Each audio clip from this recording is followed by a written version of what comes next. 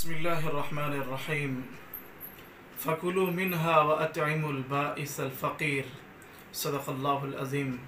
मोहतरम बुजुर्ग दोस्तों, अल्लाह रब्बुल आलमीনের লাখ লাখ শুকর ও ইহসান যে আল্লাহ আমাদের সকলকে ভালোবেসে ভালো রেখে আমাদেরকে দিনী কথাবার্তা দিলি আলোচনায় বসার এবং শোনার তৌফিক দিয়েছেন, তাই আল্লাহর শুকরিয়া আদায় করি, বলি আলহামদুলিল্লাহ। মোহতরম বুজুর্গ দোস্ত, বারবার আমরা এই মশলাটাকে শুনি, বারবার আমরা বুঝেছি, তারপরে কিন্তু আমাদের বুঝে আসে না। সেটা হচ্ছে এই কোরবানির পশুতে 7টা ভাগ হয়, কেউ 3টে ভাগ, সেই 3টে ভাগে কোরবানি দেয়, কেউ 5 জন মিলে কোরবানি দেয়, কেউ 7 জন মিলে কোরবানি দেয়। তো প্রত্যেকটা মানুষ বারবার এই কথাটা জিজ্ঞেস করে যে মৌলানা সাহেব, আমরা 7 জন মিলে কোরবানি দিয়েছি, তো এই 7 জনের ভাগটা কেমন করে করব, তার তাকসিমটা কেমন হবে? তো তার তাকসিমের মশলা আমাদের বছর একবার কোরবানি দিই, আর হামেশা আমরাই আপসের মধ্যে মিলে দিই, কিন্তু বারবার এই কথাটা আমার আপনার মনে থাকে না। তার কারণ হচ্ছে কি? তার কারণ হচ্ছে একটাই, যে আমরা 1 বছর পর কোরবানি দিই, তার জন্য তার খেয়াল হয় না। যেমন ঈদের নামাজ আর কোরবানির নামাজ, এই দুটো নামাজ আমরা তো প্রত্যেক বছরই পড়ি, তারপরে কিন্তু আমাদের ঈদের নামাজের নিয়তের গোলমাল হয়, তকবীর কটা হয়, তার খেয়াল ভুলভাল হয়। তো যে জিনিসটা অনেক লেটে আসে, অনেক দূরই হয়, সেটা খানিক বুঝতে এবং তার প্রতি আমল করতে একটু অসুবিধার সমস্যা দেখা দেয়। তো মোহতরম বুজুর্গ দোস্ত, এই যে 7 ভাগে মিলে আমরা পশুটা কিনেছি, জানোয়ারটা কিনেছি, তো এই পশুটার যেদিন কোরবানি হবে, সেই কোরবানির দিনে এই 7 ভাগ হবে।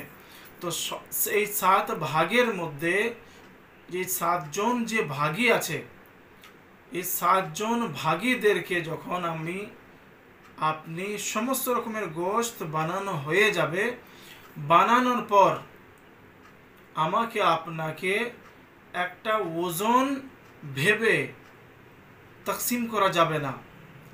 যেমন আপনি খেয়াল করলাম যে একটা ভাগ করলাম, এই একটা ভাগ করলাম, এই একটা ভাগ, 7টা ভাগ 7 দিকে রেখে দিলাম, তারপরে বললাম ভাই তুমি এটা নিয়ে নাও, তুমি এটা নিয়ে নাও, এরকম করে হবে না। এই 7টা ভাগ ওজনের সাথে আপনাকে দিতে হবে। আর এই গোশতের মধ্যে যত রকমের গোশত, সব গোশতের মিক্সিং হবে। মিক্সিং হওয়ার পর ওজন হিসাবে সেই গোশতটাকে নিজের ভাগীদেরকে দিতে হবে। আর যদি কম বেশি হয়, তাহলে কিন্তু এই গোশতের তাকসিম এবং এই বন্টনটা নাজায়েজ হয়ে যাবে।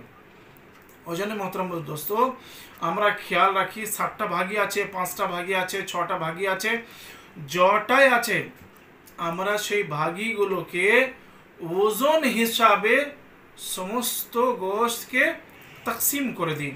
নম্বর 1, বিনা ওজনে তাকসিম করা যাবে না, দেয়া যাবে না। নম্বর 2 হচ্ছে, যখন এই 7 হিস্সার 7টা ভাগীর গোশতটা কোরবানির যখন আবার আমার বাড়িতে আসবে, তখন তো আমার একটাই ভাগ, এই একটা ভাগটা আবার 3 ভাগ হবে। একটা হচ্ছে নিজের জন্য, নিজের বাড়িওয়ালাদের জন্য, আর একটা হচ্ছে গরিব ইয়তিমদের জন্য, আর একটা ভাগ হচ্ছে কাদের জন্য? আপনার আহলে আয়ালদের, আপনার আত্মীয় স্বজনদের জন্য। কটা ভাগ করবেন? 3 ভাগ। একটা নিজের জন্য, একটা আত্মীয় স্বজনদের জন্য, আর একটা হচ্ছে গরিব ইয়তিমদের জন্য। কিংবা কাউরি ফ্যামিলি যদি বড় হয়, তার আহলে আয়াল, তার ছেলে মেয়ে যদি বেশি হয়, সে যদি তাকসিম নাও করে, সে যদি ভাগ না দেয় গরিব ইয়তিমদেরকে কিংবা অন্যান্যকে, সেটাও জায়েজ আছে, সেটা হারাম হবে না, কিন্তু দিয়ে খাওয়া ভালো। যেটা কোরআনে আল্লাহ রাব্বুল আলামিন বলেছেন, ফাকুলু মিনহা ওয়া আতইমুল বাইসাল ফকির, যে তুমি ওর মধ্যে খাও এবং ইয়তিম মিসকিনদেরকেও কি করো? দিয়ে দাও, দিয়ে খাও। তো মোহতরম দোস্ত, আজকে মশলাটা বুঝতে পারলাম যে 7টা ভাগই যদি কোরবানি হয় তো সেই গোশগুলোকে এমনি আন্দাজে দেওয়া যাবে না। কি করে দিতে হবে? সে ভাগ করার পর, তাকসিম করার পর ওজন হিসাবে দিতে হবে, ওজন করে দিতে হবে, যাতে মনে কোনো রকমের সন্দেহ যেন না থাকে।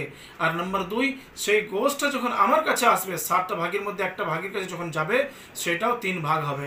একটা ভাগ নিজের জন্য, একটা ভাগ ইতিম ফকিরদের জন্য, আর একটা ভাগ হচ্ছে নিজের আত্মীয় স্বজনদের জন্য। আল্লাহ রাব্বুল আলামিন আমাদের সকলকে এই সব কথার উপর আমল করার তৌফিক দান করেন। আখিরু দাওয়ানা আলহামদুলিল্লাহি রাব্বিল আলামিন।